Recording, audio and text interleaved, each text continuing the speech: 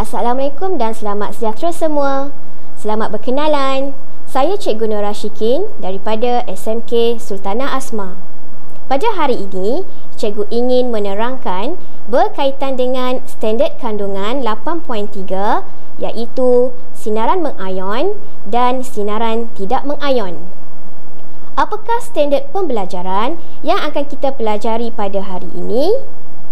Pada hari ini, kita akan mempelajari standard pembelajaran 8.3.3 iaitu dos sinaran latar belakang yang selamat dalam kehidupan harian.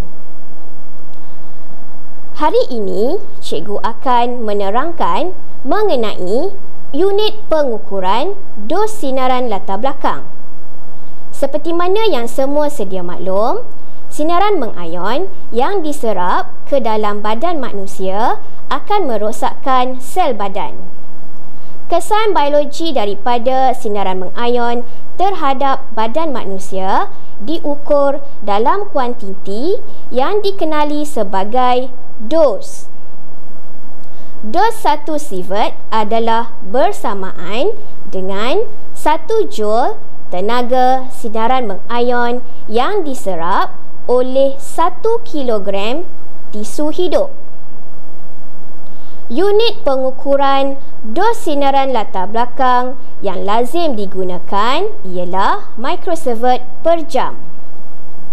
Gambar rajah di sebelah menunjukkan contoh alat pengukuran sinaran latar belakang iaitu alat pembilang giga.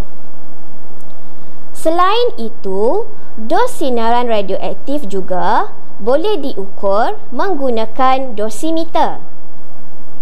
Dos sinaran latar belakang yang selamat dalam kehidupan harian adalah kurang daripada 0.2 microsievert per jam adalah aras normal atau aras selamat. Aras dos sinaran latar belakang yang selamat adalah kurang daripada 0.2 microsievert per jam, kurang daripada 0.002 milisievert per jam, kurang daripada 1,752 microsievert per tahun dan kurang daripada 1.752 milisievert per tahun.